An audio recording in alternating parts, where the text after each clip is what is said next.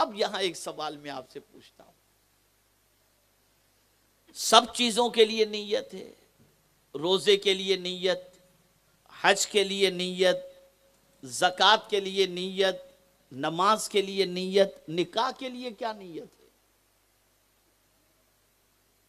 تو اگر امت مسلمہ سے سوال پوچھا جائے کہ نکاح کے لیے کیا نیت ہے، تو سوائے خواہش پوری کرنے کی اور کوئی تمنا دل و دماغ میں نہیں ہوتی اور نہ کوئی نیت ہوتی ہے۔ یہاں تک صوفیہ فرماتے ہیں کہ اگر، بلکہ صدر الشریعہ علیہ الرحمت والرضوان نے فرمایا کہ اگر کوئی شخص صرف خواہش پوری کرنے کی نیت سے نکاح کر رہا ہے تو نکاح تو ہو جائے گا، سنت کا ثواب نہیں ملے گا۔ اس لیے جب نکاح کرو تو پہلے یہ ارادہ کرو، ہم اپنے نبی کی سنت پر عمل کرنے کے لیے نکاح کر رہے ہیں، نبی کی سنت۔ اور امام غزالی رحمت اللہ تعالی علیہ نے تو نکاح سے پہلے کئی نیتیں بتائیں۔ آپ فرماتے نکاح سے پہلے یہ نیت کرو کہ ہم اس لیے نکاح کر رہے ہیں کہ اللہ تعالیٰ نکاح کے ذریعے جو اولاد عطا فرمائے اس اولاد کو اللہ ہماری نجات کا ذریعہ بنا دے۔ ہم نکاح اس لیے کر رہے ہیں کہ بیوی کے منہ کے اندر حلال کا لقمہ رکھیں تاکہ اللہ اس پر ہمیں صدقے کا ثواب عطا فرمائے۔ ہم نکاح اس لیے کر رہے ہیں، بلکہ ایک مقام پر حضور نے فرمایا اللہ اکبر، یہ ہر دولہا دلہن اور ہر شادی شدہ ذہن کے اندر رکھے۔ آقا کریم صلی اللہ علیہ وسلم ارشاد فرماتے ہیں کہ 3 قسم کے لوگ ایسے ہیں جن کی مدد کا ذمہ اللہ نے خود سے اپنے اوپر لازم کر لیا ہے کہ میں ان کی ضرور مدد کروں گا۔ خود سے اللہ پر کوئی لازم نہیں کر سکتا، اللہ نے خود سے اپنے اوپر لازم کر لیا ہے کہ میں ان کی مدد کروں گا۔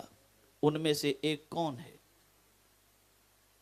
تو آقا کریم صلی اللہ علیہ وسلم فرماتے ہیں الناکح الذی یرید بہ العفاف، نکاح کرنے والا اس نیت سے نکاح کرے کہ میں اپنے دامن کو گناہوں سے پاک رکھوں گا، اللہ کے رسول فرماتے اس کی مدد کا ذمہ اللہ نے خود سے اپنے اوپر لے لیا ہے کہ میں اس کی مدد کروں گا۔ ہے کوئی ایسی نیت کرنے والا؟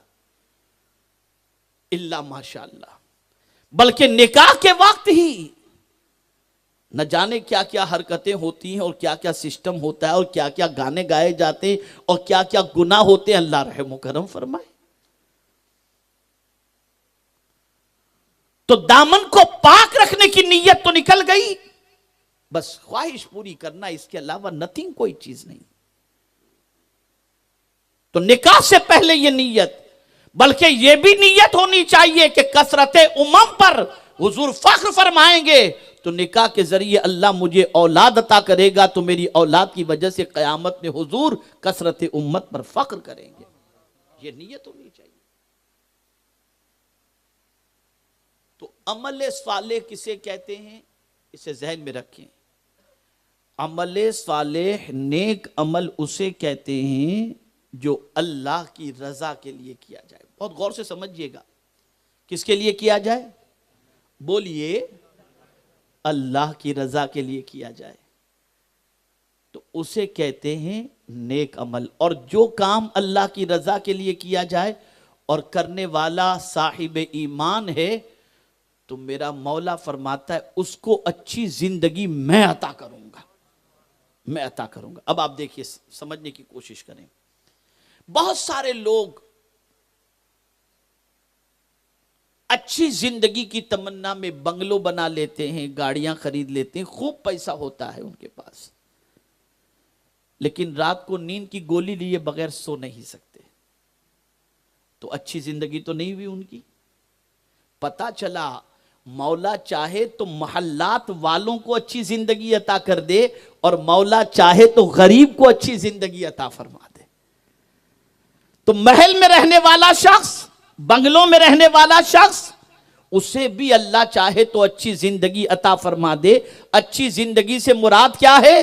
وہ سکون کے ساتھ سوئے، اس کے دماغ میں کوئی ٹینشن نہ ہو، آرام کی نیند آئے اور گھر گھر کے اندر کوئی اس قسم کی تکلیف نہ ہو اور آرام کی زندگی گزرتی ہو اور اللہ عز و جل کی رضا کے لیے وہ عبادت و ریاضت کرتا ہو، اللہ اسے اچھی زندگی عطا فرماتا ہے۔ لیکن اگر کوئی شخص دنیا کو دکھانے کے لیے دولت کمائے، دنیا کے حصول کے لیے دولت کمائے، عزت و سربلندی کے لیے دولت کمائے، وقار اور آبرو کے لیے دولت کمائے، لوگوں میں بڑائی کے لیے دولت کمائے، تو اس کو اللہ اچھی زندگی نہیں عطا کرتا۔ لیکن اگر اس نیت سے دولت کمائے کہ مولا تو مجھے گھر بھی عطا کر، مجھے گاڑی بھی عطا کر، مجھے دولت بھی عطا کر، تاکہ اس دولت کے ذریعے میں تیری رضا حاصل کر سکوں، غریبوں کی مدد کر سکوں، پریشان حالوں کی مدد کر سکوں، مصیبت زدوں کی مصیبت دور کر سکوں۔ اللہ اکبر! جب کوئی بندہ اس نیت سے دولت کماتا ہے اور دولت جب خرچ کرتا ہے